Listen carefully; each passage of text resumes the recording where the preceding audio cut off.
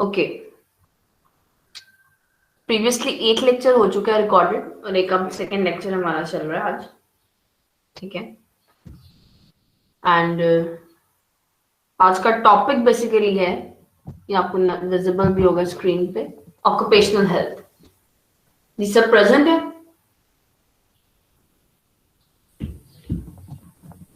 Screen visible है सबको? Yes ma'am. चलो, या आप अपनी अपनी अटेंडेंस को मार्क कर रहे हैं, मैसेज जी कर रहे हैं? मैम जी। ठीक है, कर दें सब, अपने अपने रोल नंबर नेम्स लिख दें। लास्ट टाइम चैप्टर आपको मैंने पढ़ाया था प्राइमरी हेल्थ केयर, आकाशा नहीं आई अभी तक? नहीं मैम, उनके इंटरनेट कनेक्शन का प्रॉब्लम है। अच्छा चलें, ठीक है। लास्ट टाइम लेक्चर पढ़ा था हमने, टॉपिक पढ़ा था, कौन सा पढ़ा था बताएं खालिद? जी ma'am, primary primary health care health पढ़ा था। केयर। नहीं समझ आया था सबको? यस। किसको? मैम। Yes ma'am. किधर है साइमन, किधर है से बाहर? समझ आया मैं था? तो समझ आया था। मैम मैंने ही बोला है प्राइमरी हेल्थ केयर हमने पढ़ा। वाकई पढ़ा था कि एवं ही मुझे बता रहे हैं कि हाँ, अभी मैं पढ़ा था। दो पढ़ा? तीन दिन लगा के चैप्टर पढ़ा था। क्या चीज पढ़ा था, 3 दिन में पढ़ा? चैप्टर कंप्लीट किया था। चलो, मैम 3 दिन में तो खत्म किया है, 5 हाँ, पेजेस का नहीं पढ़ा चैप्टर था। हमने। वो उसमें हाँ जी उसको। अच्छा, पढ़ने का थोड़ा सा अपना तरीका भी बेहतर करें। मैम आप गाइड कर दीजिए ना कि हमने टॉपिक्स को मैं किसको वही डिटेल बोल में रही हूँ, लेना चैप्टर नंबर 10 था शायद। जी मैम, चैप्टर 10 है। था। यस मैम, चैप्टर नंबर 10 था। Yes ma'am. मुझे आप लोगों का पूरा पूरा ख्याल होता है कि आप लोग जो है ना, अभी छोटे बच्चे हैं, आप लोगों को थोड़ा थोड़ा। खैर मैं ये भी एक बात बता दूं, अब मैं इधर, चलो अब आप मैम आते हैं ना, जैसे क्वेश्चंस हैं, आपने देख लिया, आपको मैंने पेपर में क्वेश्चंस कैसे दिए? जी मैम देखे। उधर तो एससीक्यूज का था ना फोकस, ऐसे ही। Yes yes. Ma'am. Yes ma'am. अब आपके ये एग्जाम्स ऑनलाइन होंगे, कैसे होंगे? वो डिपेंड करता है ना मैम, क्या सिचुएशन मैं होती है अभी अभी। तक पता नहीं है। अभी नहीं पता ना, अभी तो 10 को यूनिवर्सिटी में हमारे पास होगा। अब प्राइमरी हेल्थ केयर की डेफिनेशन सबसे पहले आपने करनी है, फिर कंपोनेंट्स का एक आप देख रहे हो, ये पाई चार्ट बना हुआ है, उसमें बताया हुआ है। आप लोगों के पास बुक्स हैं ओपन? Yes ma'am. तो प्लीज बेटा थोड़ा सा देख लो आप लोग। अब अगर आप वो टेबल, वो सिर्फ पाई चार्ट पढ़ लो एक बार, तो आपको खुद ही पता चल जाएगा। फिर प्रिंसिपल्स, प्रिंसिपल्स की 4 हेडिंग्स हैं, फिर उसके अंदर से इंपॉर्टेंट बातें, ये इंपॉर्टेंट ऐसी क्यों है प्रिंसिपल्स वाला। फिर आपका जो है health for all, global target for health for all, इसके अंदर क्या क्या चीजें वो कवर कर रहा है कि 5% जीएनपी स्पेंट ऑन हेल्थ। ठीक है, to provide basic health facilities within 2 to 3 kilometre, ये सब बातें मतलब मैंने उसमें एक्सप्लेन की नहीं है आपके पास, कि जो हेल्थ फॉर ऑल का जो आप कह लो स्लोगन है, उसके अंदर उनके क्या टारगेट्स थे। ठीक है, अब हेल्थ फॉर ऑल मैंने बताया primary health care, basic health unit, मतलब प्राइमरी हेल्थ केयर का सबसे निचला लेवल जो है वो बेसिक हेल्थ यूनिट है, बीएचयू है। फिर आरएचसी है, रूरल हेल्थ केयर। और ये किस में आते हैं बताएं जरा, ये किस में आते हैं? मैम प्राइमरी लेवल पे आते हैं ये। प्राइमरी और लेवल प्राइमरी पे। लेवल पे आते हैं, तो लेवल ऑफ प्रिवेंशन कौन सा यूज हो रहा है? मैम सिर्फ आपने वो क्या करना था। हेल्थ प्रमोशन और स्पेसिफिक प्रोटेक्शन। यस। जितना छोटा लेवल है उतनी कम कॉम्पिटेंसी है, उतना कम डायग्नोस्टिक टूल यूज हो रहा है, उतनी कम फैसिलिटीज है। ना तो उधर रेडियोलॉजी होगी, जब रेडियोलॉजी नहीं होगी तो डायग्नोस्टिक तो नहीं होगी। उधर तो सिंपल एक आपको डॉक्टर जो बैठा है, वो आप कह लो आपको निमकोल पकड़ा सकता है, ये ओआरएस के साथ से पकड़ा सकता है, या छोटी मोटी एंटीबायोटिक। ऐसे ही है? यस। ठीक। Yes ma'am. अब फर्स्ट लेवल ऑफ केयर पे उसने बात की है कौन आपकी बुक में। मैं ये बहुत आपको ना, अब कह लो सिर्फ आपकी अंडरस्टैंडिंग को क्लियर कर रही हूँ। मैं चैप्टर नहीं पूरा पढ़ाऊंगी, चैप्टर पढ़ा चुकी हूँ, सिर्फ आप लोग मेरे साथ इस टाइम पे बैठे हैं तो मैम आप। चैप्टर्स में जिस तरह ड्यूटीज भी लिखी हुई हैं और वो बिल्डिंग वगैरह की सामान वगैरह, वो हर चीज याद करनी है। देखो बेटा, उसमें सिर्फ हेडिंग नाम पढ़ो। अब बीएचयू है, आप खुद देखो कि उसकी एक बिल्डिंग तो होगी ना। यस। अब उस बिल्डिंग, अब एक सर्विसेज बीएचयू है। वगैरह, मतलब मैम हर यूनिट की सर्विसेज लिखी हुई थी, सर्विसेज तो हम आर वेरी सब। इंपॉर्टेंट। सर्विसेज का ही तो पता होना चाहिए आपको ज्यादा। Okay ma'am. अब बीएचयू और आरएचसी की सर्विसेज में क्या फर्क है, आप खुद बताओ मुझे। हम्म। दो तीन चीजों का ही फर्क था। हाँ, वो थोड़े बेसिक से जा रहे हैं, उधर बेसिक्स वाली भी आएंगी और उससे नेक्स्ट भी आ जाएंगी। यस मैम, सिर्फ दो तीन चीजें आई थी, हाँ, बाकी वही है। बस उसने आपके पास स्पूटम माइक्रोस्कोपी और आपके पास ये आ रहा है training of local dai. DOTS भी आ जाता है मैम इसमें। मैम काफी सेम भी है, ऑलमोस्ट तो सेम है सारी। हाँ जी, डेफिनेटली पिछला लेवल वो कवर कर रही होगी, वो उससे हायर लेवल जो हुआ आरएचसी। आरएचसी में वो सब चीजें आएंगी जो कि बीएचयू भी कवर कर रहा था। फिर जब टीएचक्यू पे हम जाएंगे ना, टीएचक्यू तो एक टीचिंग हॉस्पिटल आ जाता है साथ। सॉरी, डीएचक्यू डिस्ट्रिक्ट हेडक्वार्टर से नीचे आएगा तहसील हेडक्वार्टर। ठीक है। और जो डिस्ट्रिक्ट हेडक्वार्टर है वो आप कह लो लर्निंग इंस्टीट्यूट भी होते हैं। समझ आ रही है बेटा? Ma'am yes. इसमें ना जो एक प्रॉब्लम फेस करनी पड़ी थी वो ये थी कि इसमें एब्रीविएशंस बहुत ज्यादा थी, पता नहीं हम इसको क्या क्या कह रहे थे। कौन सी? ये डॉट्स की एब्रिविएशन है, ड्रग ऑफ थेरेपी होते हैं। ठीक है। ये डॉट्स और क्या होता है बताने मुझे। डीओसी होता है, ड्रग ऑफ चॉइस। ये डिस्ट्रिक्ट हेडक्वार्टर वाले के नेम है। डीडीएचओ, जो डिस्ट्रिक्ट जो भी होता है ना आपका हेल्थ रिलेटेड, उसको कहते हैं।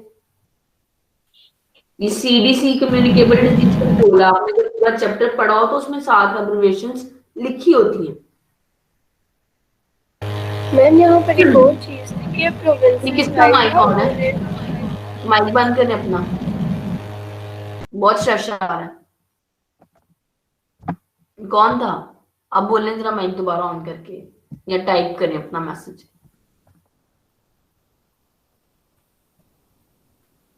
वेयर इज आयजा जमीर? आयजा अपना माइक ऑन करें। अस्सलाम वालेकुम मैम। आपको आवाज आ रही है मेरी बेटा? Yes ma'am. एक बच्चे का पेपर बहुत अच्छा था, मुझे नहीं पता वो कौन सा बच्चा है, बट मैंने उसको बहुत अच्छे मार्क्स दिए।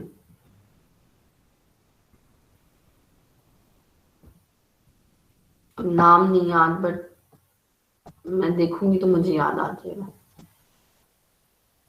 अब्दुल रहमान प्रेजेंट है? Where is Abdul Rahman?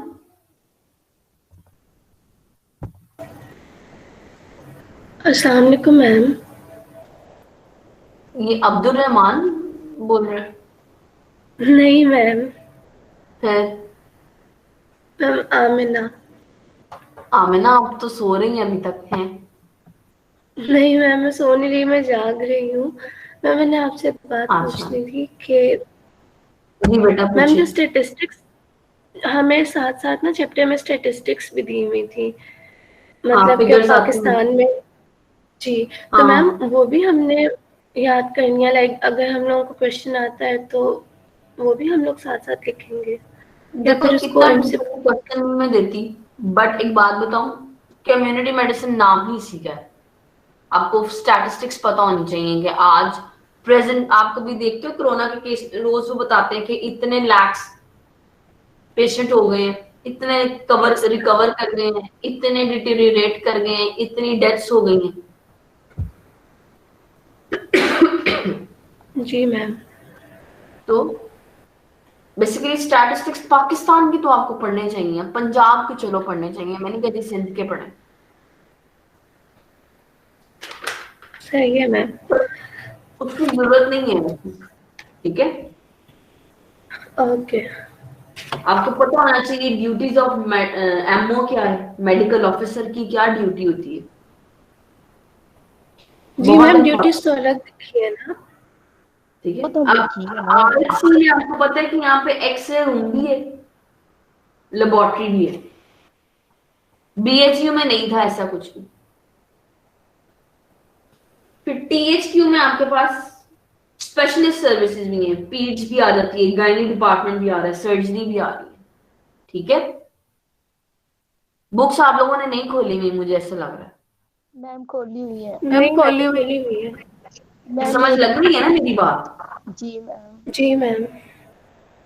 अब मैम हमारे पास ये बीएचयू है, ये आरएससी है, इनकी सर्विसेज, ये बिल्डिंग, फिर इनका स्टाफ, इसके सारे सारे पॉइंट्स करने हैं हमने। हाँ जी बेटा, ये आपने थोड़ा थोड़ा पढ़ना है सब। मैम वो तो बहुत ट्रिकी हो जाएगा, वो तो आपस में हमेशा मिलेगा फिर, इतना तो हम एक नहीं दूसरे को मिलेगा, मैं अटेम्प्ट नहीं कर बता दे रही पाएंगे। हूँ आपको। आपको कहाँ पे मसला आ रहा है, आप मुझसे अभी पूछो। मैम मैम मुझसे डेफिनेटली हो रहा उसकी है कुछ सर्विसेज नहीं। के इतने पॉइंट्स हैं, फिर बिल्डिंग की इतनी सर्विसेज डिटेल है, फिर सारी दोनों बेसिक तरफ की सर्विसेज डिटेल है। आनी है। इम्यूनाइजेशन, ये जो बच्चों को लगते हैं ना हिफाजती टीके, मैम वो बच्चा तो तो लग ही जाएंगे, बीएचयू में लेकिन ये पढ़ता है है ना। कि सर्विसेज भी तो देखे ना दोनों की कितनी है। बेटा ज्यादा नहीं है, इंपॉर्टेंट इंपॉर्टेंट मेरी बात सुना। एक बेसिक चीज है हिफाजती टीके लगवाना, हर बच्चा जहाँ पैदा होता है उसको हिफाजती टीके लगते हैं। तो ये सर्विसेज तो बीएचयू में भी मिलेंगी, आरएचयू में भी मिलेंगी। फिर आप कह लो कि मलेरिया, मलेरिया एक ऐसी डिजीज है कि उसको हर जगह पर, इसके अंदर फर्स्ट लेवल आ रहा है ना। आप मलेरिया में यही लोगों को हम्म। एजुकेट करते हो ना कि मॉस्किटो नेट्स यूज करो, ब्रीडिंग एरियाज को ढांपो, उनको ड्रेन करो, सैनिटरी सिस्टम प्रॉपर करो। जी ऐसे ही मैम। चलते हैं ना खालिद। जी जी। फैमिली हर जगह पे मौजूद है, तो लोगों को फैमिली प्लानिंग की जरूरत पड़ेगी ना। तो मैम हमने ये स्टाफ की जो इतनी डिटेल लिखी हुई, इसके साथ इसकी फॉर्म्स भी लिखनी है कि मतलब तो कितने हैं मैम ये। आपको सिर्फ, मैं अब आपको कैसे समझाऊं कि आपको ये मैम अगर हमें बेसिक पता होगा तो फिर वो आप उनकी काफी होगा सर्विसेज उसमें। करो, सर्विसेज करो। आपको पता होना चाहिए स्टाफ में क्या क्या है। फिर पेशेंट मैम मैनेजमेंट पता होना चाहिए।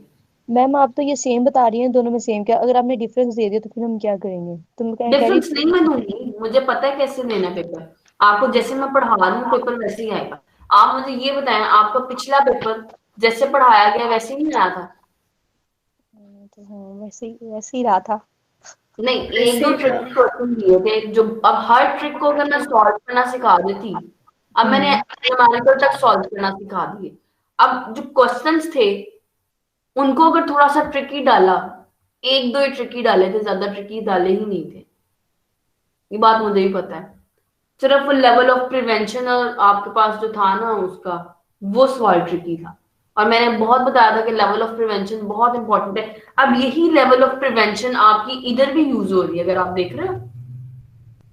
Yes ma'am. तो मतलब वो बेसिक चीज थी आपकी जो आपको पता होना चाहिए। इंटरसेक्टोरियल कंट्रीब्यूशन क्या है। अब यहाँ पे प्रिंसिपल्स ऑफ हेल्थ बहुत इंपॉर्टेंट है, ये हर जगह पे लगनी है।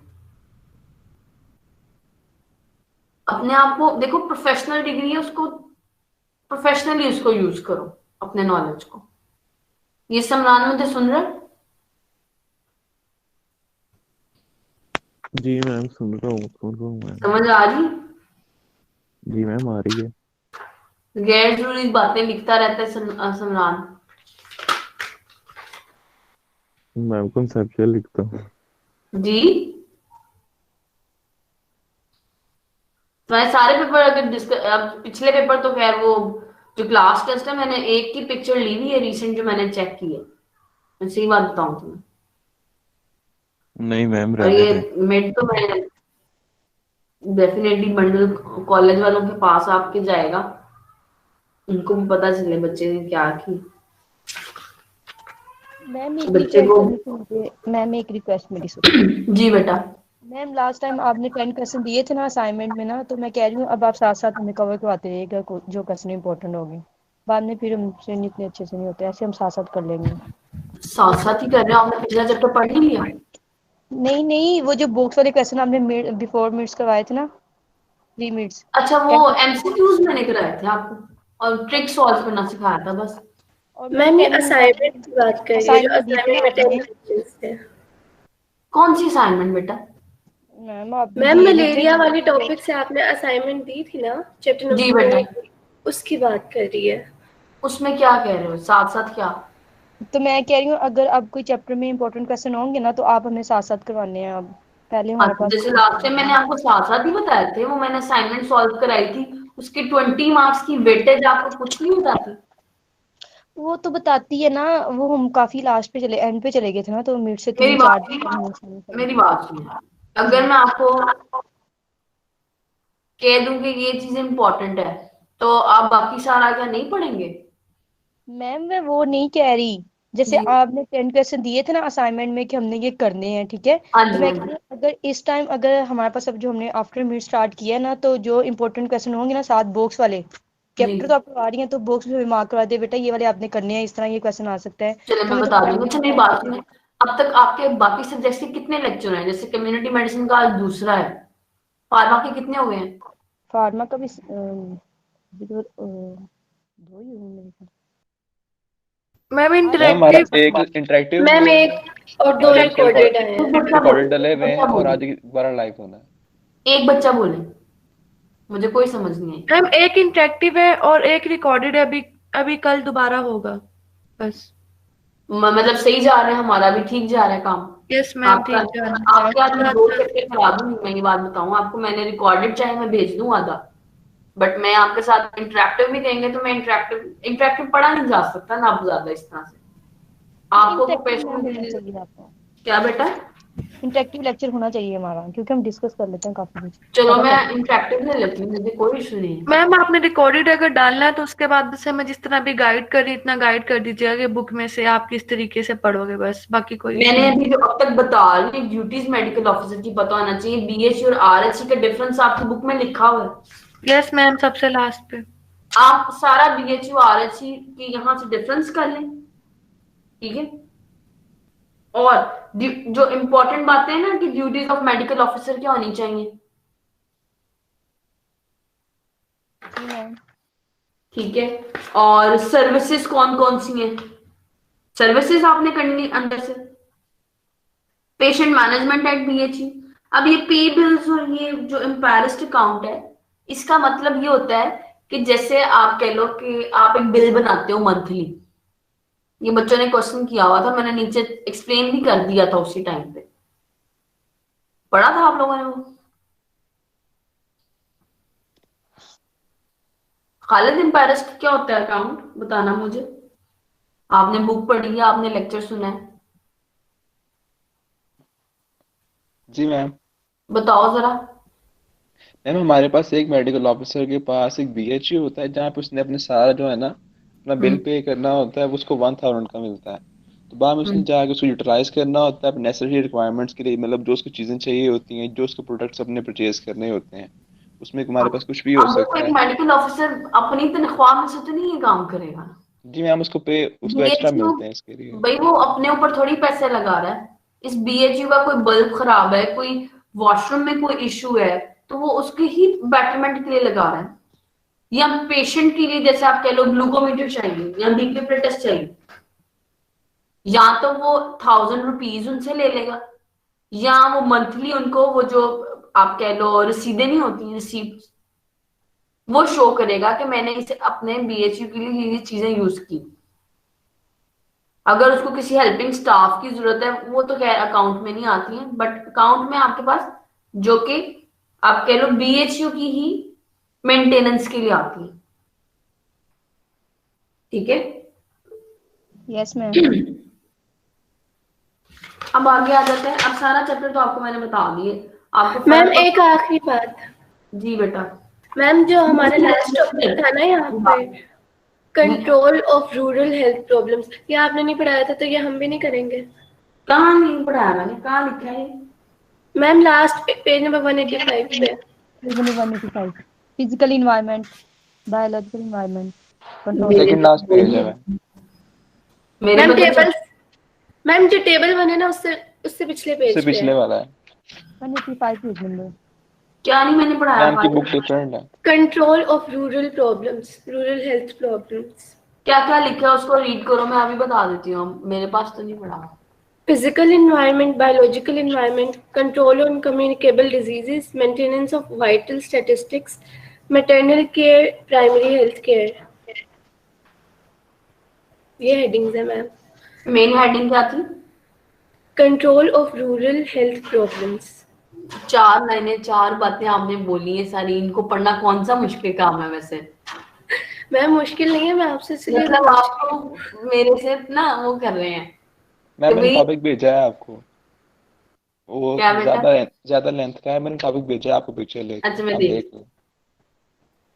मैंने तो सिर्फ headings बताई है ना। ये सिर्फ हेडिंग्स पढ़ ली, ठीक है? मैम इसी सिर्फ तरह हेडिंग बस पढ़ हमें लो। बताते रहना कि जो हेल्थ headings होती है जो प्रॉब्लम्स, ठीक है? ये इनकी हेडिंग्स पढ़ लें। और एक बात बताऊं, वैसे अंदर इतनी कोई खास बात नहीं, प्राइमरी हेल्थ केयर एक उनका टॉपिक मेन है ये बड़ा इंपॉर्टेंट सवाल है वैसे मेरे नजदीक तो।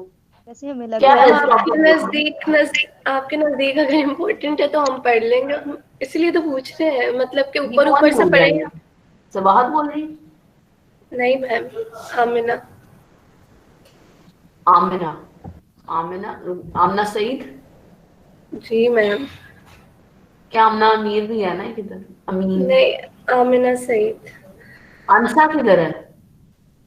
Yes ma'am. पेपर कैसा हुआ था आपका अंसा? अच्छा हुआ था मैम। पास वाला हुआ था? मुझे याद जी नहीं पड़ा, बिल्कुल। मुझे डाउट हो रहा है।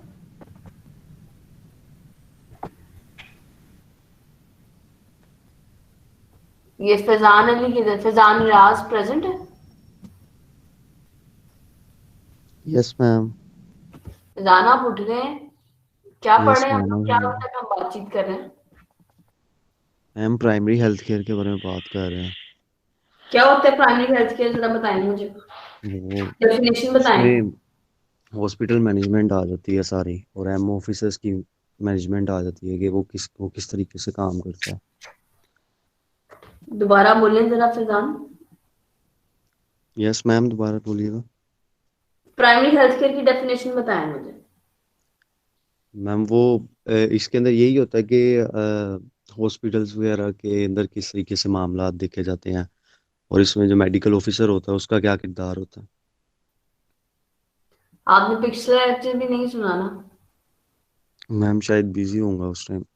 शायद बिजी हो गए, मतलब पिछला लेक्चर रिकॉर्डेड गया हुआ है आपकी गूगल क्लासरूम पे। वो वो तो सुन लिया था मैम। सुन लिया था तो फिर भी क्या आलम है? मैम अभी तो उठाऊं इसलिए। Primary health care is an essential health care made universally accessible to individuals and families in the community। मतलब ऐसी हेल्थ केयर जो तमाम इंडिविजुअल्स और फैमिलीज की पहुंच में हो, और उन तरीकों से पहुंच में हो जो उनका माइंड उनको कहता है कि हाँ this is a right way, और उस पे वो फुल पार्टिसिपेशन शो करें। अगर उनको बताया जाए कि ये इम्यूनाइजेशन प्रोग्राम है तो उनको उनके बेनिफिट्स समझ आते हो। अब मैंने एग्जांपल दी थी पोलियो की कि लोग वो कतराते हैं कि भाई हम क्यों कतरे पिलवाएं। वो सारा लेक्चर एक्सप्लेन है। अब नेक्स्ट चैप्टर पे जाएं, ऑक्यूपेशनल हेल्थ पे। इजाजत है? यस मैम वो मैम। जो एक क्वेश्चन था सिनेरियो वाला, हम्म। वो अच्छा, एनुअल 2011 पेज नंबर तो 178। उसको रीड करो एक बार। Public Health Engineering Department team visited a village where they were interested to construct latrines to prevent open defecation practice, but were facing the problem of storage of funds. After discussion, the people of village offered all types of help and resources. So, which principles of primary health care is operative in above scenario? अब उसने कहा है कि उसको funds community ने भी दिए थे, विलेज भी पार्टिसिपेट कर रहा है ना, Yes, ma'am. इसके अंदर कम्युनिटी पार्टिसिपेशन आ रही है, और साथ अप्रोप्रिएट टेक्नोलॉजी। अब मेरी बात में इंटरसेक्टर कोऑर्डिनेशन क्या है? Intersectoral coordination.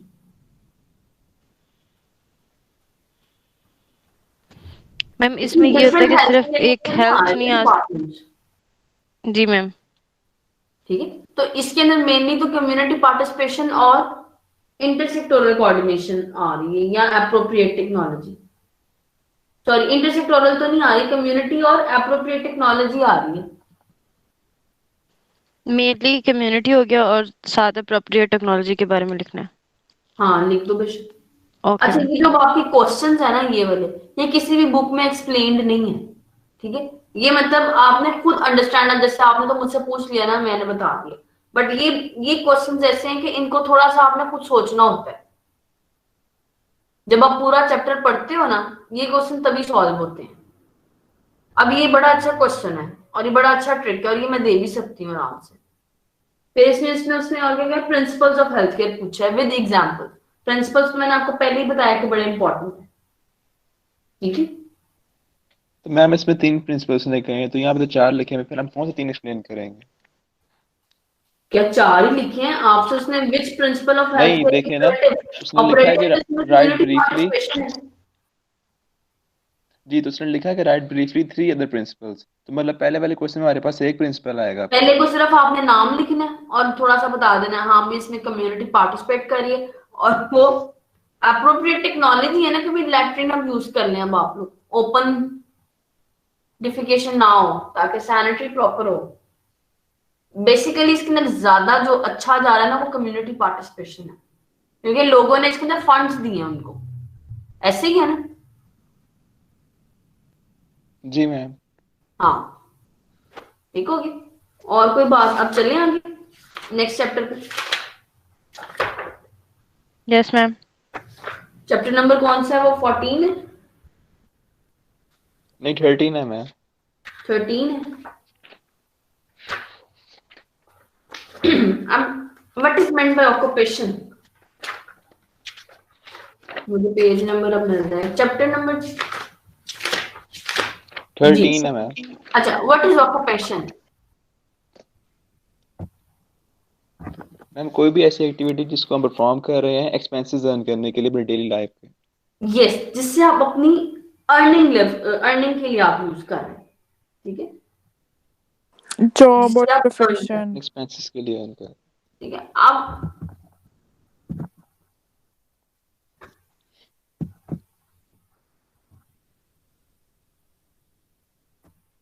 आपने जो बुक्स हैं, चीजें अपनी बुक से फोकस करनी है। यहाँ पे थोड़ा इतना अच्छा नहीं लिखा होगा, आपकी सिर्फ अंडरस्टैंडिंग के लिए स्लाइड्स बनाई हैं, बस इनका मकसद सिर्फ ये। पेपर मैं बुक से करूंगी क्योंकि स्लाइड में मिस्टेक हो सकती है, कुछ भी हो सकता है।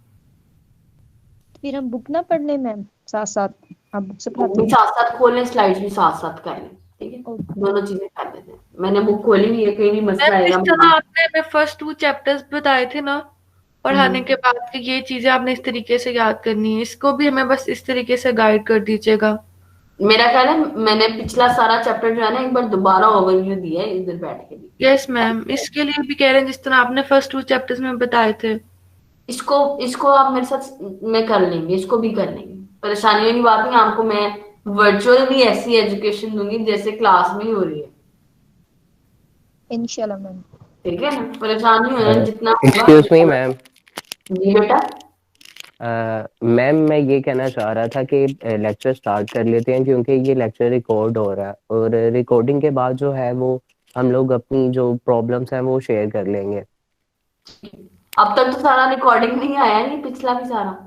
जी मैम, मैं बोलना चाह रहा था लेकिन मैंने जो है वो डिस्टर्ब करना मुनासिब नहीं समझा। अच्छा, आपके टीचर्स रिकॉर्डेड में क्या मतलब कैसे करते हैं ये? रिकॉर्डेड में बस मैम रिकॉर्डिंग में ये होता है कि लेक्चर होता है पहले वो रिकॉर्ड कर लिया जाता है या उसके रिलेटिव जो क्वेश्चंस होते हैं हम लोग नोट डाउन कर लेते हैं और फिर उसको जब लेक्चर हो जाता है फिर हम वो क्वेश्चन जो है वो हम पूछ लेते हैं। नहीं फैजान, ड्यूरिंग लेक्चर भी हम लोग पूछते हैं मैम से जो हमें समझ नहीं आ रही होती है, लेकिन हम लोग जो है वो सिर्फ क्वेश्चन रिलेटेड पूछते हैं ना, हम लोग अपनी प्रॉब्लम्स तो नहीं ना डिस्कस करते। तो हम लोग प्रॉब्लम्स अपनी बाद में डिस्कस करते हैं। तो अभी तक जितना सारा चैप्टर 10 डिस्कस ही हुआ है, चैप्टर 10 में क्या कुछ चीजें डिस्कस करनी है? कोई एक्स्ट्रा बात तो हुई नहीं अभी तक। तो एक्स्ट्रा बात तो नहीं ना, हम जो पहले कर चुके हैं उसी पे पढ़ रहे हैं हम। अभी सारा बताया आपको, हाँ। आरएससी में कैसे डिफरेंस है, बीएचयू में कैसे डिफरेंस है, ड्यूटीज ऑफ एमओ क्या है, ये सारी चैप्टर रिलेटेड बात थी हमारी। मैम मैम इसलिए डिस्कशन कर रहे हैं, जब हमने ये चैप्टर पूरा रिकॉर्डेड पढ़ा। लेक्चर इन्हें मिलेगा ना तो देन इन्हें यूटिलाइज हो जाएगा कि कहाँ कहाँ पे क्या क्या चीजें हुई हैं। मैम डेफिनेटली चैप्टर हम 10 की जितनी बातें थी हम वही डिस्कस कर रहे थे, इसमें से क्या करना है, ये क्या चीजें इंपॉर्टेंट है। तो फिजान हम तब से डिस्कस ही कर रहे हैं, क्योंकि हमने चैप्टर पढ़ा है 10 ये वाला। अभी सवाल डिस्कस किया हमने पूरा। तो डिस्कशंस ही हो मैम रही थी इट्स हमारी। 8:45। जी कोई बात नहीं, 8:45 से 9:20 9:30 तक 9:15 तक ऑक्यूपेशनल हेल्थ पढ़ लें। जी मैम, क्योंकि ये चैप्टर पढ़ने के लिए मैं बहुत ज़्यादा जो है वो एक्साइटेड हूँ। उसकी क्या रीजन है ये भी बताएं मुझे, tell me the ma'am reason. उसकी रीज़न ये है कि जो वर्कर्स हैं, ठीक है, उनकी सेफ्टी के लिए मैं क्या कर सकता हूँ।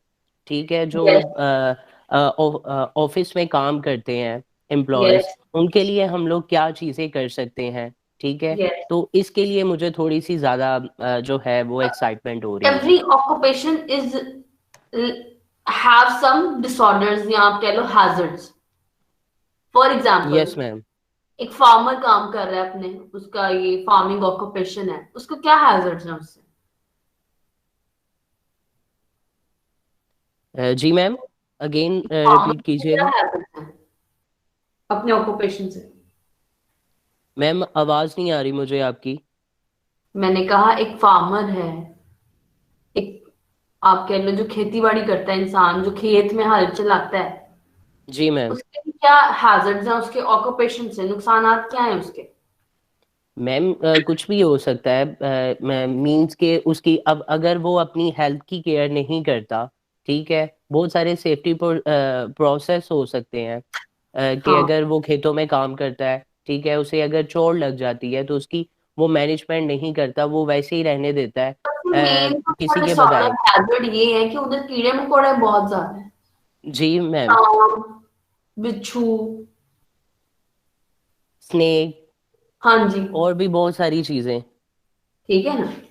सबसे मेन तो ये आता है जो इंडस्ट्री में काम कर रहे हैं उनके लिए क्या है, मैम हार्मफुल केमिकल्स। केमिकल्स हैं। अगर तो वो कोई आई के लिए कुछ केमिकल्स नुकसानदेह हो सकते हैं, रेडिएशंस कुछ ऐसी हो सकती हैं। जी मैम। अब जैसे आप रेडियोलॉजी डायग्नोस्टिक डिपार्टमेंट जाते हो, रेडियोलॉजी लिखा होता है कि अलार्मिंग रेड कलर का लगाया हो, तो वो कहते हैं कि stop away from the radiation, इस एरिया से आगे नहीं आना आपने, ठीक है। Yes ma'am. तो वो क्या है, हैजर्ड्स हैं उस ऑक्यूपेशन के। और जो उधर जो वर्कर्स काम करते हैं, दे वेयर स्पेशल स्टील रिलेटेड, जो बहुत ज्यादा आप कह लो रेडिएशंस में इन रहते हैं ना, उन्होंने आर्मर्स पहने होते हैं। ये सीटी स्कैन्स और एमआरआई तो बहुत ज्यादा वो हो जाते हैं, ठीक है, जी मैम। क्योंकि उनमें रेडिएशंस बहुत स्वेयर होती हैं और ज्यादा क्वांटिटी में होती हैं। जहां इनके फायदे हैं वहां पे नुकसान भी है। अब पेशेंट ने तो वन टाइम जाके सिर्फ अपना करा लेना है, जो उधर के वर्कर्स हैं उन्होंने तो ऑल टाइम उसी एटमॉस्फेयर में रहना है। आवाज आ रही है सबको? Yes ma'am. Yes ma'am.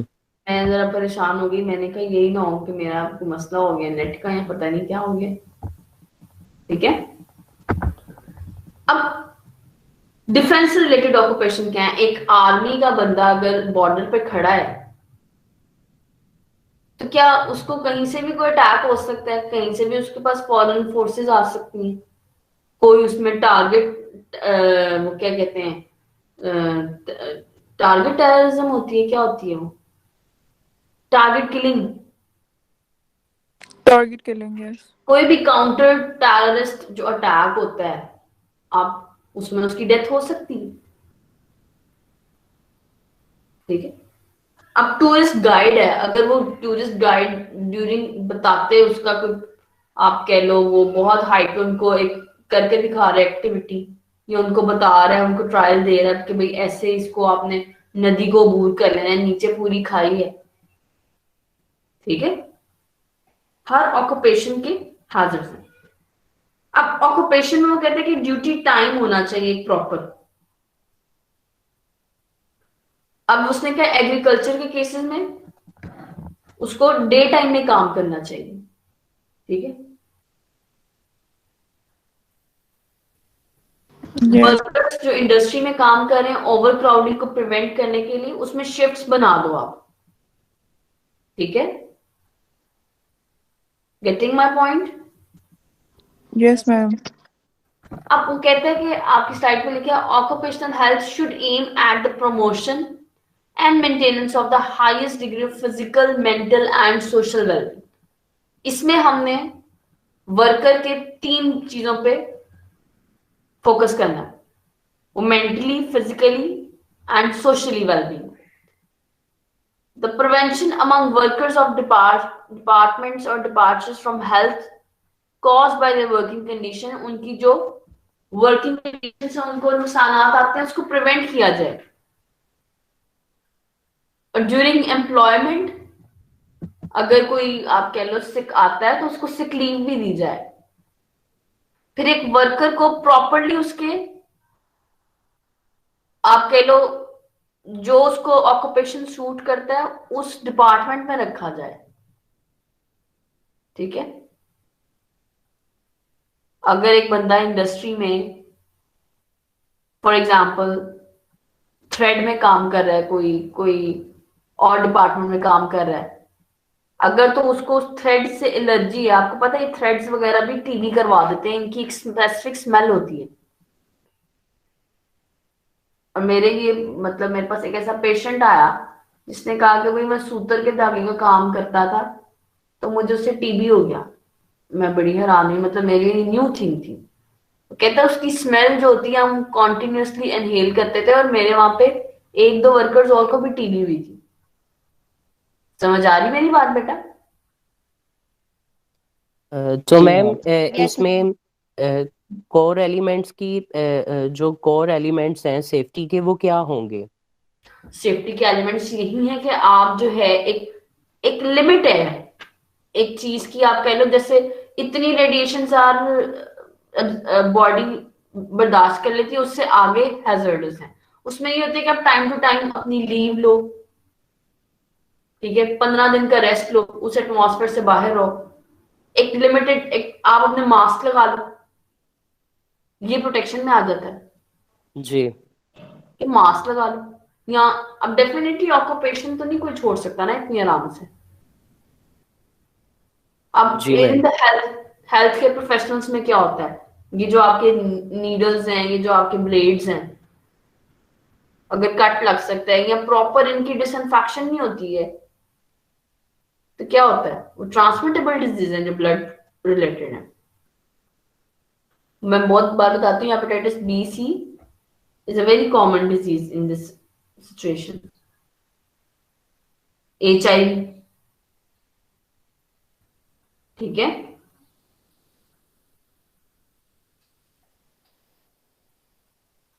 समझ आ रही है? Yes ma'am. चलो Yes, ma'am. शुक्र है। अब ऑक्यूपेशनल हैजर्ड्स क्या हैं, आपकी बुक में भी ये लिखे हुए हैं, ये स्लाइड्स पे भी है कुछ।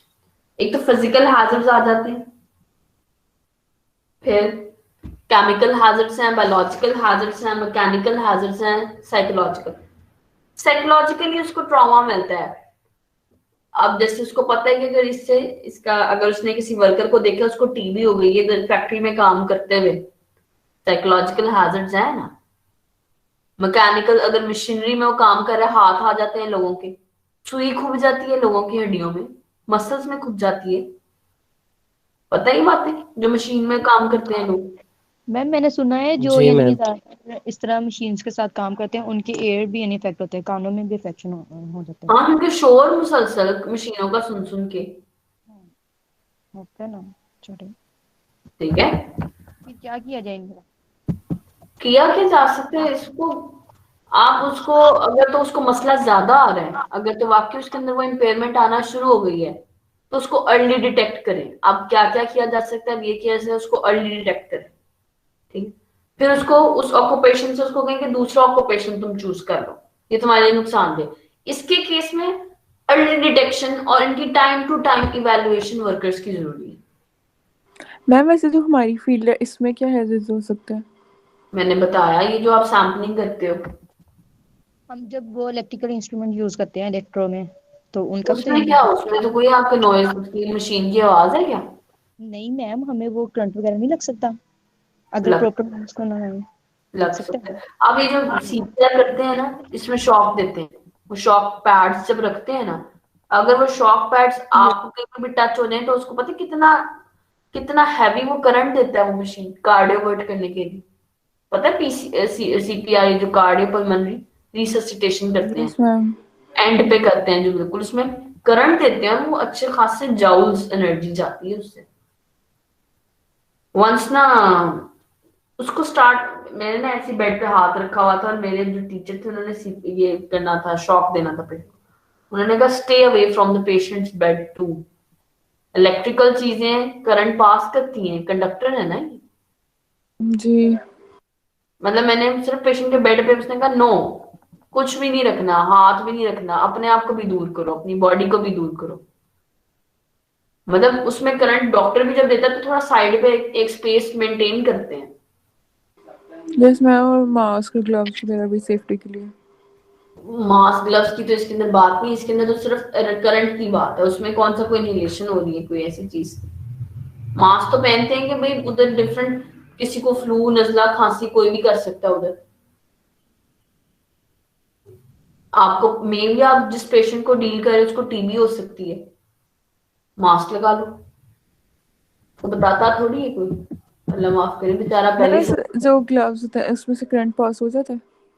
हाँ जी, पर करंट पास हो जाता है ग्लव्स में से, क्या है उसको, इंसुलेटर से नहीं होता। आपकी बॉडी के अंदर करंट जा रहा है ना, आपकी बॉडी के अंदर ये नर्व्स कंडक्शन हो रही है ना, सारे इलेक्ट्रिकल सिग्नल्स जा रहे हैं ना, आपकी बॉडी कहीं से कंडक्टर है कहीं से नॉन कंडक्टर होगी। अल्ट्रावायलेट रेडिएशंस आपको पता है, ये तमाम नॉइज वाइब्रेशंस, ठीक है। अल्ट्रावायलेट रेडिएशंस कराते क्या है, केराटाइटिस कंजक्टिवाइटिस। फिर आयनाइजिंग रेडिएशंस क्या कराते हैं, ये आपके जेनेटिक चेंजेस, आप कह लो कि कैंसरस चेंजेस भी लाती हैं।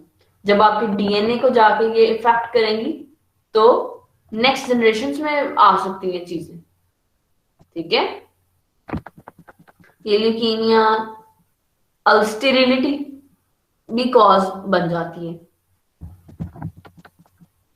फिर उसने क्या, international commission of radiological protection has set the maximum permissible level of occupational exposure at 5 RAM per year. ये यूनिट है रेडिएशन का, इतना आपकी होल बॉडी के लिए परमिसिबल है, उससे आगे जाता है तो नुकसानदेह है। आपको पता है ये डोजेज मीटर्स होते हैं जो कैलकुलेट करते हैं कि अब इस वर्कर ने इतना एक्सपोजर ले लिया आज के दिन में, तो अब आज का इसका ऑफ हो गया वर्क। आपको पता है ये जो जितने भी न्यूक्लियर मेडिसिन में काम करते हैं इनके मीटर्स लगे होते हैं इनके साथ। सुन रहे हैं मेरी बात? यस। Yes ma'am. जी मैम। क्लास बहुत थोड़ी है, 4-5 बच्चे सुन रहे हैं सिर्फ। सुन रहे हैं मेरी बात को? Yes ma'am. Yes ma'am. और सुमा इरफान किधर है? Yes ma'am. अब ऐसे है कि मैं बातें करते करते आपको चैप्टर थोड़ा सा पढ़ा दूंगी। अब आपके पास जो है ये जितनी भी रेस्पिरेटरी रिलेटेड डिजीजेज है ना, जो रेस्पिरेटरी इनहेलेशन से होती हैं, ये आप स्लाइड्स पढ़ लीजिएगा, आपको मैं स्लाइड्स दे दूंगी, ठीक है। अब आपकी रेस्पिरेटरी रिलेटेड डिजीज तो डस्ट भी आ जाती है, आप डस्ट को इनहेल कर रहे हो भाई। जी। उसने कहा है कि डस्ट इनहेलेशन में dust are finely divided solid particles with ranging from 0.1 से 150 माइक्रोन, जो 10 माइक्रोन से लार्जर है, settle down from the air rapidly, ठीक है। अब इसमें इनऑर्गेनिक डस्ट पार्टिकल्स नहीं है, ऑर्गेनिक डस्ट पार्टिकल्स नहीं है, उसने आपको पिक्चर में दिखाया। इनहेलेशन से थोरेसिक में कौन से जा रहे हैं और अल्वेलाई तक कौन से जा रहे हैं, समझ आ रही? अभी साइज ऑफ डस्ट पे डिपेंड है। अब सॉल्युबल भी हो सकती है, इनसॉल्युबल भी हो सकती है। सिंपल गैसेस, अब गैसेस पे बात नहीं करनी, हमने इनहेलेशन को पहले मैं एक्सप्लेन कर रहा हूं। अब इनहेलेशन से आपको सिलिकॉसिस हो सकती है, एंथ्राकॉसिस हो सकती है, मैं आगे ये बताती हूँ। बायोलॉजिकल हैजर्ड्स है, मैकेनिकल हैजर्ड है, वो स्टार्टिंग में टेबल मैंने बताया था, ये सब स्लाइड्स में एक्सप्लेन हुआ हुआ है। और ये ऐसी बात है साइकोलॉजिकल, ये बायोलॉजिकल में वही वायरसेस बैक्टीरियाज हैं, ठीक है। साइकोलॉजिकल में फ्रस्ट्रेशन है, जॉब स्ट्रेस आता है, लैक ऑफ जॉब सेटिस्फेक्शन है, कभी भी नौकरी से निकाल सकते हैं कोई आपको, इनसिक्योरिटी है, ये भी स्ट्रेस है, ठीक है। Yes ma'am. एक सेकेंड सर मुझे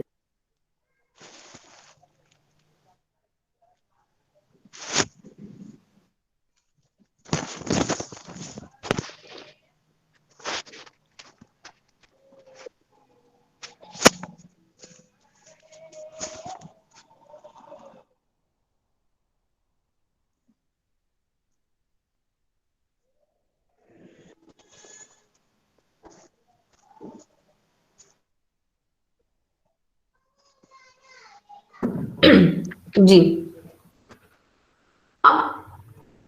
आपकी ना मैं स्लाइड्स निकालती हूँ, उनमें ये सारा, आवाज आ रही है मेरी? Yes ma'am.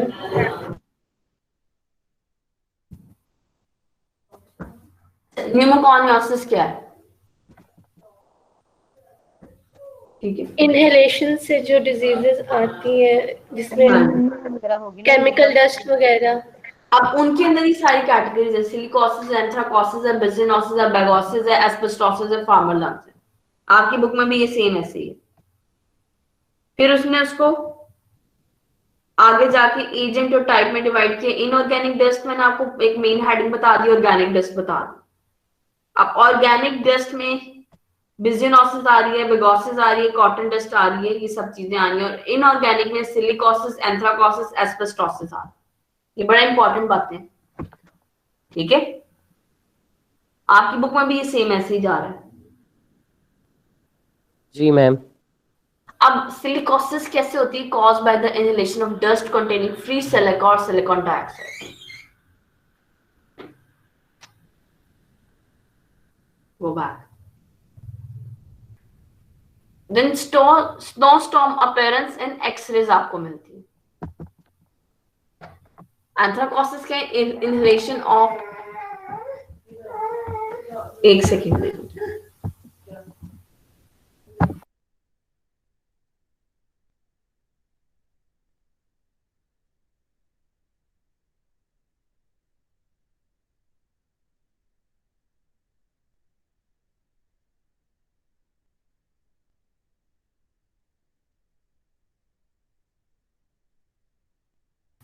जी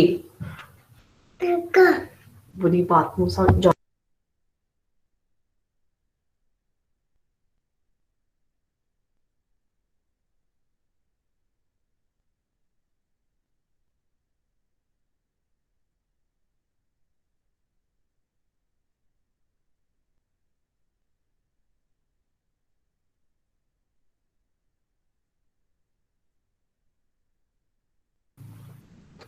जी जी, ओए होए। अब एंथ्राकोसिस में inhalation of dust containing coal miners, first phase is, इसको छोड़ दें, बस आपको पता होना चाहिए। अब ये सब चीजें आपको फाइब्रोसिस कराती हैं लिवर में।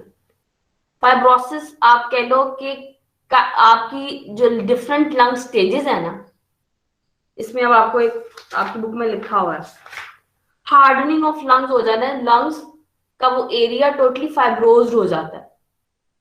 This is a pathological condition, ठीक है। इसमें लार्ज डेंस मैसेज बन जाते हैं, सिंगल और मल्टीपल अपर लोब्स में। और आपको मेरी आवाज आ रही है बेटा? Yes ma'am. इसमें होता है क्या, पेशेंट को cough and sputum, basically bronchitis क्या होता है? इन्फेक्शन है ना, ब्रोंकाइटिस, इन्फ्लेमेशन ऑफ ब्रोंक्यूल्स वगैरह, तो उधर डिफरेंट जब इन्फ्लेमेटरी प्रोसीजर्स होंगे, न्यूट्रोफिल्स आएंगे, जब इन्फेक्शन होगी, जब इन्फ्लेमेशन होगी, उसके बाद जब रिजॉल्व होगा सब कुछ, तो उसके केस में फाइब्रोटिक हो जाता है लिवर।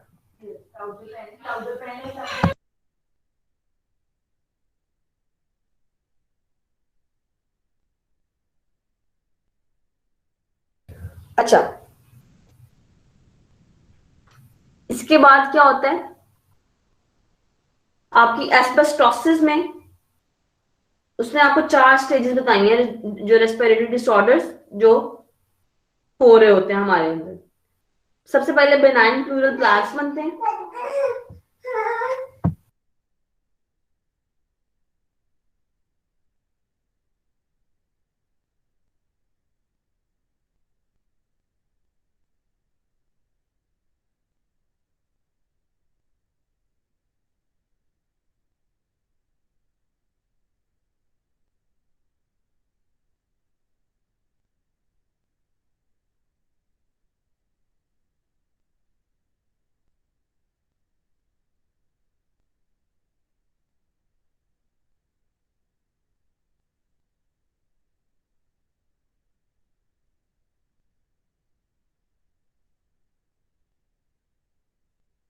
जी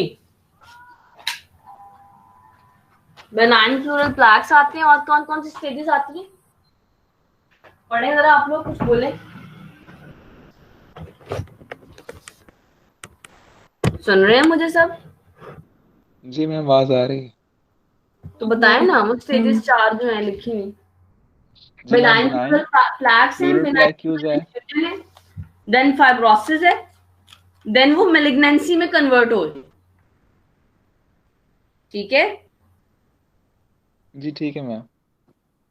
समझ आ रही है कि नहीं आ रही, मुझे ये बताएं। जी मैम आ रही है। जी जी जी अब मैम ये फीवर सारी क्या सारी होता चीजें है? मैंने बताया, सिलिका से कैसे लंग डैमेज हो रहा है, एस्बेस्टॉस से कैसे डैमेज हो रहा है। ठीक है, अब इसके अंदर आपको पता होना चाहिए एंथ्राकोसिस किन किन सब्सटेंस से होता है, किस किस, अगर कोई वर्कर कोल वर्कर है, कोल्स में, कोयला में काम कर रहा है, तो उसको न्यूमोकॉनियोसिस हो सकती है। अब न्यूमोकॉनियोसिस में उसकी कैटेगरी क्या है, एंथ्राकोसिस की। ठीक है, न्यूमोकॉनियोसिस तो एक ब्रॉड टर्म है ना, समझ आ रही है? जी मैम आ गई। यस मैम आ रही है। अब इसको 20 जी मिनट मैम। से कवर करना है, 9:30 तक मैंने ये ना चैप्टर, आपको जितना हो जाएगा ना मैं करा दूंगी। मैम एक क्वेश्चन है। जी बेटा। Ma'am what is red lung? बताएं बेटा। Ma'am what is red lung? किधर लिखा है ये? मैम एक क्वेश्चन है, कहाँ पे? मेरे माइंड में आया था कि रेड लंग होता क्या है, मैंने इसके बारे में सुना था। मैंने नहीं सुना हुआ इसके बारे में। मैम मैंने सुना हुआ है। सुना हुआ है, अब क्या पता तुमने कुछ और सुना हो, तुमने गलत ना सुन लिया हो। नहीं ma'am. Red lung, yes ma'am. मैं देख लेती हूँ, मुझे तो नहीं आइडिया।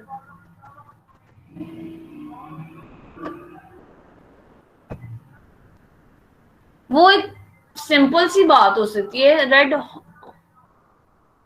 रेड लंग रेड क्यों हो सकता है वैसे? मैम कोई भी इन्फेक्शन हो सकता है, रेस्पिरेटरी इन्फेक्शन, जिसकी वजह से हमारे पास maybe red blood cells की जो है वो एक्यूमुलेशन। एक्यूमुलेशन हो जाए पल्मोनरी एल्वियोल्स में। अच्छा, किसकी अब इनहेलेशन, आप किसकी वजह?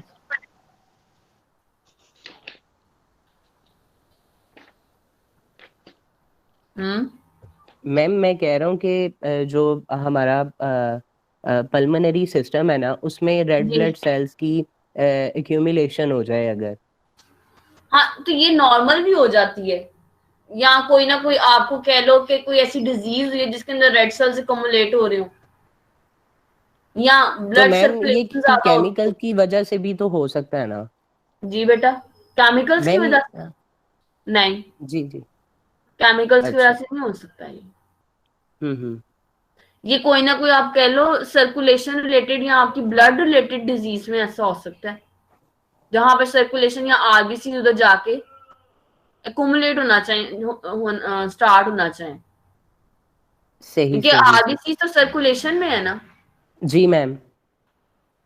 उससे रिलेटेड कुछ आ सकता है मसला। आपने ही कहाँ सुन लिया, किसी पेशेंट को कहा, किसी की फैमिली में कुछ था, तभी मैम तुम्हारा इंटरेस्ट है इसमें। मैम पेशेंट था कोई, तो हम्म। तो उसे था ये। आपको विजिबल है स्क्रीन मेरी, ये स्लाइड्स आ जी रही मैम, हैं? है स्क्रीन जी मैम विजिबल। विजिबल है। अब मैम ये आगे बता दें इसमें क्या है, कुछ करना है? अब एंथ्राकोसिस की उसने बात की है। जी जी। सबसे पहले तो सिंपल स्टेजेस में नहीं आएगा ना, आपका जो लंग है, देन वो जी मैम। फाइब्रोटिक की केस में जाएगा ना। अब ये जी चारों जी। स्टेजेस आपने बड़ी अच्छे तरीके से पढ़नी है, ये जो प्लूरल प्लैक्स बनते हैं पहली में, ठीक है। यस जी मैम। ठीक। फिर क्या बनता है, प्लूरल एफ्यूजन होती है। एफ्यूजन के केस में पेशेंट को पेन हो रही होती है ज्यादा, और effusion okay is ma'am. Usually blood stained, fluid है ना कोई बाहर आ रहा, जी मैम। ठीक है। The disease is self limiting but may cause pleural fibrosis, या तो ठीक हो जाती है या तो लिवर कहती हूँ, लंग अर्ली स्टेज पे, लेट स्टेज पे चला जाता है, फाइब्रोज हो ओके जाता मैम। है, और ये अनरिपेयरेबल हो जाती है, डैमेज ये होगी। जी ठीक मैम।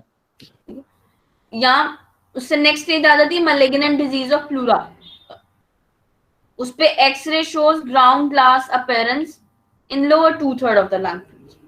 अब आप जब अपनी बुक रीड करेंगे ना, इसमें आपको जगह जगह मिलेगी कि अपर लॉब्स को कौन सी डिजीजेस इफेक्ट कर रही है और लोअर लॉब्स को कौन सी इफेक्ट कर रही है, जी ठीक है। ठीक मैम। अब बिजिनोसिस किससे होता है, inhalation of cotton fiber dust. Bagassosis होता है inhalation of sugar cane dust, ये शुगर केन गन्ना नहीं होता जो, जी जी मैम। और ये जो ऑर्गेनिज्म साथ लिखा हुआ है ना इन्होंने, थर्मोफिला कैक्टिनोमाइसीट, यस मैम। ये कराता है बेगोसिस। ये शुगर केन इंडस्ट्री में जितने वर्कर्स काम कर रहे हैं पेपर कार्डबोर्ड के साथ, उनको ये मोस्टली होता है। साइंस की आती है ब्रेथलेसनेस, कफ, हिमोप्टेसिस कहते हैं ब्लड स्टेन्ड स्पूटम, जिसमें ब्लड आए, जी ठीक मैम। ठीक है। फीवर, ब्रोंकाइटिस, ब्रोंकाइटिस होती है इन्फेक्शन और inflammation of bronchioles. Okay ma'am. जब इन्फेक्शन होगी तो डेफिनेटली ऑर्गेनिज्म भी होंगे। फिर इम्पेयरमेंट ऑफ पल्मोनरी फंक्शंस, आपको ये तमाम डिजीज समझ लगी न्यूमोकॉनियोसिस वाली, जी मैम आ गई है। कोई इशू? No ma'am. सिलिकोसिस कैसे होगा, सिलिकोसिस होगा bye the inhalation of silicon dioxide. अब जितने ऑक्यूपेशंस रिलेटेड टू माइनिंग है, सैंडस्टोन की कटिंग से लेके ग्रेविंग तक, जितने भी ग्रेनाइट्स हैं, कितने बच्चे मुझे सुन रहे हैं? मैं तो सोच रही हूँ मुझे सिर्फ 2-3 ही सुन रहे हैं, मैं तो इस पे परेशान नो मैम सुन रहे हैं यस हूँ। हम, हम मैम लोग सुन रहे सुनते हैं हैं, आपको। सब सुन रहे हैं। समझ आ रही बेफिक्र हो गए, हम है आपको सुन रहे हैं। और मुझे यस मैम, सामने कौन बैठी है, मुझे पता नहीं चल रहा। मैम जी सुन मैम रहे हैं। बहुत अच्छी समझ आ रही है। पक्की बात है, मैम सुन यस रहे मैम हैं। आज का टॉपिक मैम काफी सुन रहे हैं अच्छा। आपको। ठीक है। इंटरेस्टिंग टॉपिक है मैम। हाँ इंटरेस्टिंग है, इंटरेस्टिंग सारे हैं, मुझे तो प्राइमरी हेल्थ केयर भी बड़ा इंटरेस्टिंग लगता है। अब आप यस लोगों मैम। को क्या आता है? नहीं मैम ये आज का टॉपिक मुझे काफी इंटरेस्टिंग लग रहा है। बहुत इंपॉर्टेंट है ये बेगोसिस, बिजियनोसिस, ये मिस नहीं किया जा सकता इनमें से कुछ भी। आप मुझसे कहते हैं ना कि आप हमें इंपॉर्टेंट बता दिया करें, आपकी बुक के पहले 5 चैप्टर हम एक टर्म में या मिड टर्म में पढ़ते हैं, वो सब इंपॉर्टेंट होते हैं, उसमें से भी हम लिमिटेड पकड़ रहे होते हैं फिर, ठीक है मेरा बेटा। यस इसके मैम। बाद यस मैम। बेगोसिस कर दिया, बिजिनोसिस कर दिया, फार्मर्स लंग में क्या होता है? इनहेलेशन ऑफ माउल्डी, हे और ग्रेन डस्ट। ठीक है, ग्रेन डस्ट जिसमें भी ग्रेन है, डस्ट है, वो आप इनहेल करोगे तो आपका विद द मॉइस्चर, इसके अंदर साथ जो है ना 30% बैक्टीरिया और फंजाई भी होते हैं। Can grow rapidly causing a rise of temperature to, this heat encourages the growth of, ये मैंने आपको बताया है ना अभी फार्मर्स लंग आपके, तो थर्मोफिलिया कैक्टिनोमाइसीट्स कराता है। जी मैं आपने बताया था अभी। बेगोसिस भी वही करा रहा है और फार्मर्स लंग भी वही करा रहा है। ठीक है, जी मैम। ये जी कर रहे हो कि समझ भी आ रहा है? जी मैम मुझे पता है, फार्मर्स लंग पढ़ रही हैं और आप उसका ऑर्गेनिज्म बता रही हैं। अब इसको आप प्रिवेंट कैसे कर सकते हैं न्यूमोकॉनियोसिस को?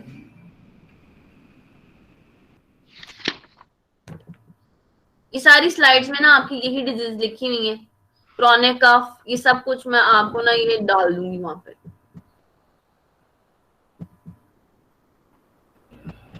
ये बड़ी अच्छी स्लाइड्स हैं, ये मैं आपके ना डाल दूंगी, थोड़ा इनको रिफाइन करके। मैम सिलिकोसिस का भी बता दें एक दफा। सिलिकॉन डाइऑक्साइड की इनहेलेशन से होती है। जो जितने भी ये जो सैंड कटिंग एनवायरनमेंट में रहते हैं या जो माइनिंग करते हैं, खुदाइयां करेंगे, सिलिका जमीन में है ना बेटा? Yes ma'am.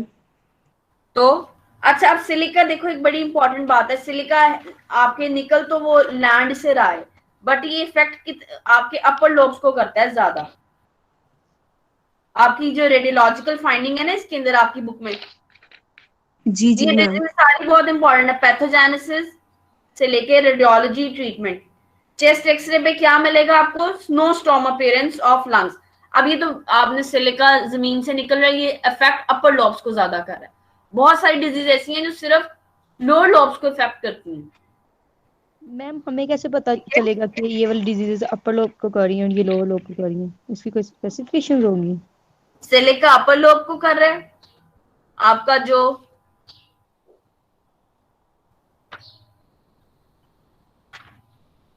एस्बेस्टॉस किसको कर रहा है? एंटेरोलैटरल प्लूरल सर्फेसिस को।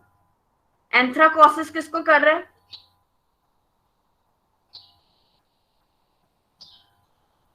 एंथ्राकोसिस का इन्होंने ये भी एक साथ एडिशनल फीचर बताया है कि ये रेस्पिरेटरी और राइट हार्ट फेलियर भी करता है, और इसमें स्पूटम ब्लैक कलर का मिलेगा।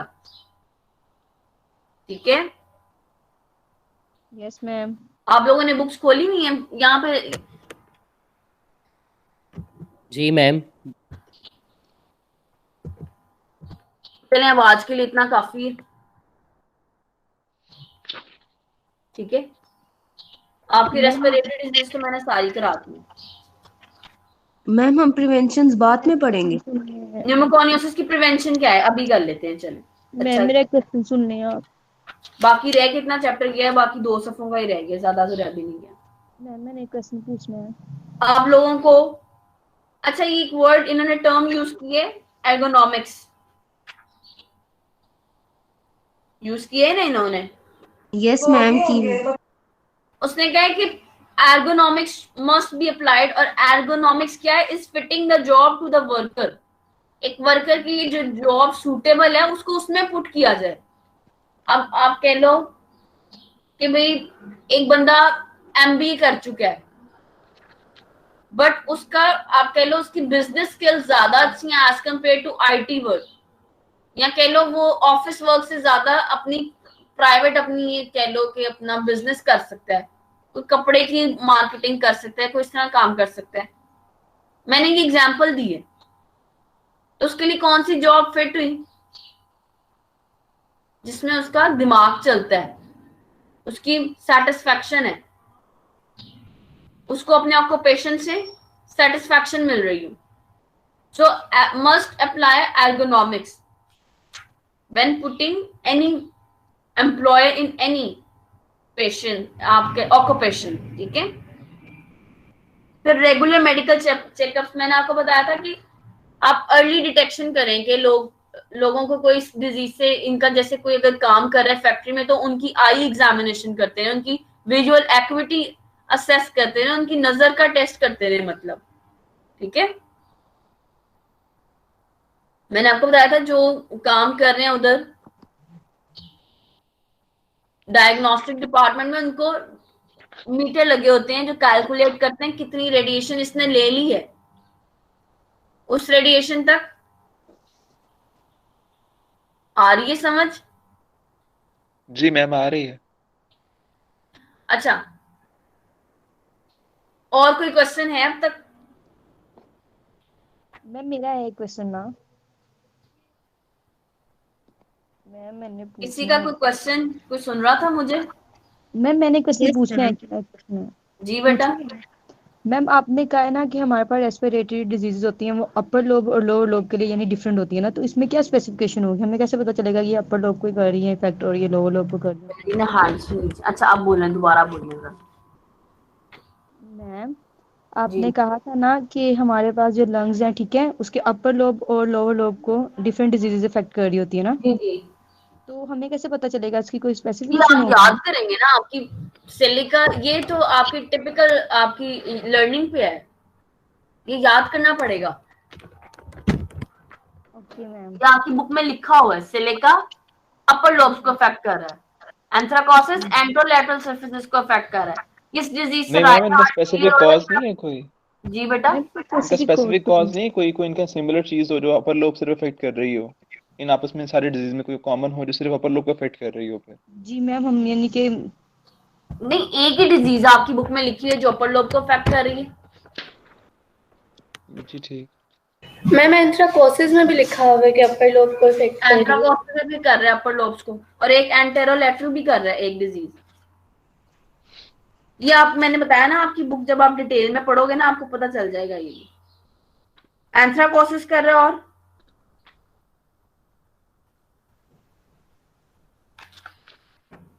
मैम ये जो ऑक्यूपेशनल स्किन डिजीजेस है ये करनी है? ये कहाँ पे, अभी हम वहां तक पहुंचे, कहाँ पे लिखी है ये? मैम ये सिलिकोसिस पेज नंबर 229 पे ऑक्यूपेशनल डिजीजेस लिखी है, उसमें ABC पार्ट है, उसमें पहले ऑक्यूपेशनल लंग डिजीज है। जब मैंने आपको स्टार्टिंग में बताया था ना, जब मैंने स्टार्टिंग में क्लासिफाई किया था, उसमें सब आ रही थी, फिजिकल भी आ रही थी, टॉक्सिक भी आ रही थी, जूनोटिक भी आ रही थी, मैकेनिकल भी आ रही थी। मैकेनिकल पीछे डिस्कस नहीं किया मैंने, मशीनरी में हाथ आ जाता है जब ये जो आपकी फिंगर्स हैं उनमें वो सुई चुभ जाती है मशीन में काम करने वाले लोगों की। मैम ये इसमें से एक एलोपीसिया लिखा हुआ है, ये बता दें एक दफा, और पंक्टेट, ये क्या पंक्टेट एलोपेशिया अल्सर। लिखा हुआ है? Alopecia? Yes ma'am. Hair ma'am ये लॉस ऑक्यूपेशनल स्किन डिजीज है। मैम आप अपना रिपीट माइक कर दें। ऊंचा करें, माइक आवाज ऊंची करें अपनी। मैम एक दफा दोबारा रिपीट कर दें, मुझे सही से समझ नहीं आई। किसको रिपीट करूं? एलोपीसिया जो आपने बोला है। मैम ऑक्यूपेशनल डिजीज के अंदर है।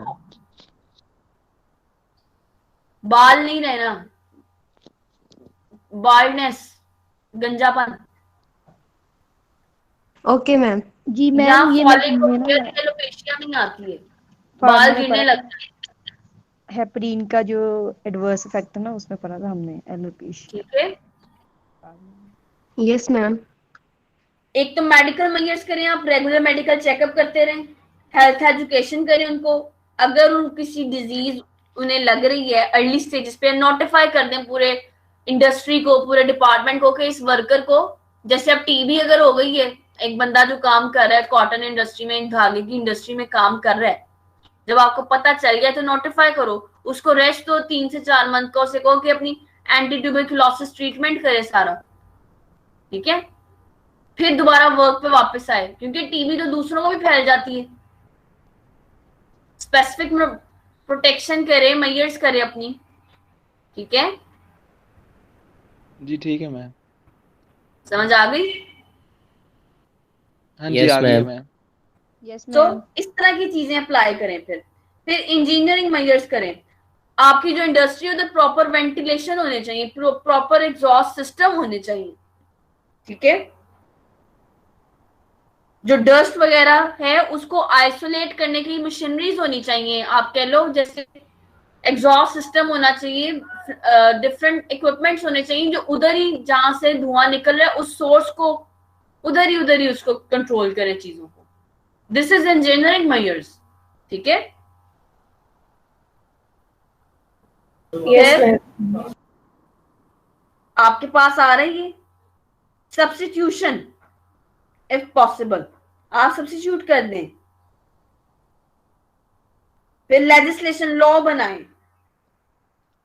It is of particular importance. अच्छा, लॉ से अब क्या करना है, प्रॉपर लॉज कि भाई इतने वर्कर ने अगर इतने आवर्स काम कर लिए तो अब उसको ऑफ कर दें। कोई अगर इंडस्ट्री से ज्यादा काम कराती है तो उस पर केस हो सकता है। ये duty hours are fixed, page अगर उस आर और जितना आर काम कर रहे हो उतने पे इतनी पे बनती है, उतनी पे दी जाए एक वर्कर को। अगर वो एक इंडस्ट्री में काम कर रहा है, अगर उसके साथ उसको हेल्थ बेनिफिट्स उसके घर वालों को मिलने चाहिए तो मिलने चाहिए, ठीक है। समझ आ रही है बातें? जी मैम। आ रही है। यस ठीक है, अब मैम। आज के लिए इतना काफी है। Yes ma'am. जी मैम। काफी है खालिद? हाँ जी मैम, काफी है। समझ आ गया सब? बाकी दो जी पे हाँ। यस मैम, बहुत काफी है। जी बेटा। मैम काफी है, काफी है। मैं आज या कल में एक वीडियो रिकॉर्ड करूंगी, ठीक है। टाइम टेकिंग काम है वीडियोस रिकॉर्ड करना, अपलोड करना। फिजिकल लेक्चर लेना वाज वेरी इजी। मेरे लिए सब चीजें काम ज्यादा हो चुके हैं, मेरे पे डबल काम हो चुका है, ठीक है। तो मैम आप रिकॉर्डेड लेक्चर में यही पढ़ाएंगी, डालेंगे? क्या चीज? रिकॉर्डेड लेक्चर में ये जो आपने मैं आज पढ़ाया है यही डालेंगी? नहीं, उससे नेक्स्ट डालूंगी मैं। इसको थोड़ा सा सिर्फ आप दोबारा लेक्चर लेंगी तो फिर हम तो इस तरह तो बहुत स्पीडी काम जाएगा। चलो इसी को एक्सप्लेन कर दूंगी, ठीक है। क्योंकि मैम जिस तरह अगर आपने अभी पढ़ाया रिकॉर्डेड में आप नेक्स्ट पढ़ा देंगे और वेडनेसडे को आप उससे नेक्स्ट पढ़ाएंगे, इस तरह तो हम मेरा ख्याल है याद मैंने जो लाइव लेक्चर लिया ये 1.5 आवर का हुआ है हमारा। 8:10 पे तो हमने रिकॉर्डिंग स्टार्ट की थी, 8 o'clock तो मैंने अपना लेक्चर आपको साथ में, तो इवन आप यकीन माने 7:45 पे मेरा सिस्टम वगैरह हर चीज ऑन हो गई थी। यस मैम, वो तो ठीक है, लेकिन मैं जिस तरह बेसिकली मैं आपको ये बताना चाह रही हूँ कि आप लोग भी अपने टाइम को इम्पोर्टेंस दें, टाइम को इम्पोर्टेंट जाने। ये मेरा टाइम बड़ा इम्पोर्टेंट है, ये मैंने 1.5 आवर आप लोगों के लिए जो यूज की है, ठीक है। इसको भी देखें, अपना पढ़ें भी। आपके बाकी टीचर्स कितना रिकॉर्डेड करते हैं? मैम डिपेंड करता है, 45 मिनट्स तक रिकॉर्डिंग कुछ की होती है। इंटरैक्टिव कितना करते हैं वो? इंटरैक्टिव मैम 50 to 1 hour ही होता है बस, 50 मिनट्स और 1 hour। अब तक के लिए कोई क्वेश्चन है आप लोगों का? कोई भी ऐसी चीज ना समझ आई हो? अब मैं एक बात करेंगे, बुक रीड हम करेंगे, हमें तभी पता चलेगा। नेक्स्ट में भी हम पूछ लेंगे, अभी बुक तो हमने पढ़ी है। किधर है जो पूछ रहा था रेड लंग और ब्लैक लंग वाला? जब यस मैम, जब एक बंदा स्मोकर है, ये जो रेड लंग और ब्लैक लंग टर्म है ना, ये पैथोलॉजी में पता चलती है। जी जी, ठीक है। आप जब ब्लैक लंग किसको कहते हैं? जब आपका निकोटीन, ये स्मोकर्स हैं, इनहेल करते रहते हैं, डस्ट करते रहते हैं, इन पे मॉटलिंग और ब्लैक स्पॉट्स बन जाते हैं इनके लंग्स पे, और इनके लंग्स टोटली डैमेज हो जाते हैं। फिर होता क्या है कि ये तो वर्क प्लेसेस पे भी तो हो सकता है ना? हो सकता है, ये हो सकता है। आप सुन तो ले मेरी बात, कोई भी आपके इनहेलेशन, कोई भी ऐसी चीज जो आपके लंग की, ये बेसिकली पैथोलॉजिकल होता है। जैसे एक्सरे पे स्नोस्टॉर्म अपीयरेंस आते हैं ना, व्हाइटिश ब्लैक से आते हैं। यस व्हाइटिश इन्फिल्ट्रेट्स एक टर्म होती है, एक्सरे की एक टर्म होती है इन्फिल्ट्रेट्स। कोविड के केसेस में भी इन्फिल्ट्रेट्स पहले आते हैं। जी मैम। होता क्या है कि वो जो ब्लैक लंग आप इनहेल करते जाते हैं वो डिपॉजिट होता जाता है। अब होता क्या है कि वो जो आरबीसीज की सर्कुलेशन में, आपको पता है आरबीसीज टूटते हैं, बिलीरुबिन बनता है, बिलीवर्डिन बनता है, ये सारे पिगमेंटेशन आती है। यस, बेसिकली आरबीसीज जब ब्रेक डाउन होते हैं ना, तो उनके अंदर से रिलीज होते हैं सब्सटेंसेस, ठीक है। वो बेसिकली ब्लैकिश कलर करते हैं। फिर उन सब्सटेंसेस की वजह से कलर आता है वो। जी मैम। ठीक है, चलें अब तक के लिए इतना ही। Excuse me Thank you ma'am, आपको सुनने का। 28 बच्चे सिर्फ आए हैं। ये खालिद, आपको बच्चे विजिबल हैं 28 आपको? जी मैम विजिबल है। इनका ना एक पिक्चर ले लें क्योंकि मेरा सेलफोन नीचे पड़ा हुआ है। Okay ma'am. मैम अभी कुछ बच्चों ने लीव भी कर दिया जो क्लास ले रहे थे, अभी अभी किया है। मुझे नहीं आइडिया, मैंने तो नहीं एंड किया। मैं आप लोगों की क्लास ले रही हूँ और आप लोग लीव कर रहे हैं। This is a very rude thing. ये तो और भी आप ज्यादा कह रही rudeness थी ना है। लाफिज, उसी में किया है, मैंने शो हो बहुत रहा था स्टार्ट हमें। में पिक्चर ली थी अटेंडेंस की, वो मेरे पास मौजूद है और वो मैं सर को आज शो कर दूंगी कि आपकी 70 में से इतनी स्ट्रेंथ वर्चुअल पे प्रेजेंट है और इनके अगेंस्ट सीरियस एक्शन लिया जाए, या ये पढ़ना नहीं चाहते, ये क्या करना चाहते हैं। पहले ही क्लास का रिजल्ट ऐसा है। This is very alarming thing. ठीक है, और ये वही बच्चे होते हैं जो नहीं पढ़ना चाहते। निम्रा आप प्रेजेंट है? निम्रा रीच? Yes ma'am. Nimra Shahid? Yes ma'am. मैं Murshad Raza? Momina Asad? Yes ma'am present. Murshad आज हमने क्या पढ़ा, जरा मुझे बताएंगे आप थोड़ा सा? मैम आज हमने पढ़ा ऑक्यूपेशनल के बारे में मैम, पढ़ा हेल्थ के बारे में, सेकेंडरी प्राइमरी के बारे में मैम। आप तो सो रहे थे अभी तक। नहीं सो नहीं रहा मैम, उठा हुआ मेरी हूँ, आवाज वैसे मेरी कहीं से आवाज आपको शेकी वैसे नजर आ रही है? कहीं से ऐसा लग रहा है कि मैं सो के उठी हूँ? आप सारे सुन रहे हैं? मुझे बताएं जरा। यस मैम आप फ्रेश लग रही हैं बिल्कुल। हाँ Yes, बिल्कुल ma'am. डेफिनेटली। आप रात को सोएंगे तो सुबह फ्रेश उठेंगे ना। यस अगर आप लोग नहीं सोएंगे ये लेक्चर आप फिर हमेशा से मिस करेंगे कम्युनिटी मेडिसिन का। आप नहीं पढ़ना चाहते कम्युनिटी मेडिसिन? पढ़ना चाहते हैं मैम, शुरू से पढ़ रहे हैं मैम, 8 बजे का ही पढ़ लें। नहीं फ्रेश नहीं अभी हुए बिस्तर में। अटेंडेंस आप ले लें खालिद इनको। जी मैम मैंने ले ली है। ले लिए, बस गुड है। ये 28 बच्चे प्रेजेंट हैं। ठीक है, ठीक है, थैंक यू सो मच। अब मैं ऑफ कर रही हूँ और ये चैप्टर प्लीज रीड कर लीजिएगा, पढ़ लीजिएगा। ओके मैम अब ये ना हो जिस तरह आप कह रही हैं, मैं रिकॉर्डेड लेक्चर में नेक्स्ट पढ़ा दूंगी और फिर इंटरेक्टिव भी होगा। मैं मैम इस रिकॉर्ड तरह में भी यही पढ़ाऊंगा। आप मेरी बात सुने, देखिए इतनी जो 40 मिनट्स तो एटलीस्ट से चैप्टर मैंने पढ़ाया ना आपको, 40 मिनट्स मिनिमम या 30 मिनट्स, 40 से ज्यादा पढ़ाया। एटलीस्ट 8:40 पे हमने नेक्स्ट टॉपिक स्टार्ट कर दिया था। 8:40 से 9:30 हो रही है। Yes ma'am. ठीक है, मजीद मैं इसी को ही रिपीट कर दूंगी और बताएं आप। ठीक है, रिकॉर्डेड में भी यही पढ़ा दूंगी मैम, क्योंकि हमारे इस तरह ही है कि अगर हमें रिकॉर्डेड इंटरेक्टिव 2 एक हो रहा है तो रिकॉर्डेड 2 आ रहे हैं। अगर लेकिन आप इंटरेक्टिव 2 कह रही हैं तो आप रिकॉर्डेड खालिद से पूछ रही थी, मुझे इस टाइम आवाज विजिबल नहीं है, इतनी सुनाई नहीं, विजिबल कह रही हूँ, ऑडिबल नहीं है। ठीक है, ठीक है बेटा, ओके। अल्लाह हाफिज। ऑक्यूपेशनल हेल्थ को आपने जाके अपना याद भी करना है। और ओके मैम अल्लाह हाफिज। Okay take care. जी मैम। ओके अल्लाह हाफिज, अपना ख्याल रखिएगा मैम। ओके मैम अल्लाह हाफिज।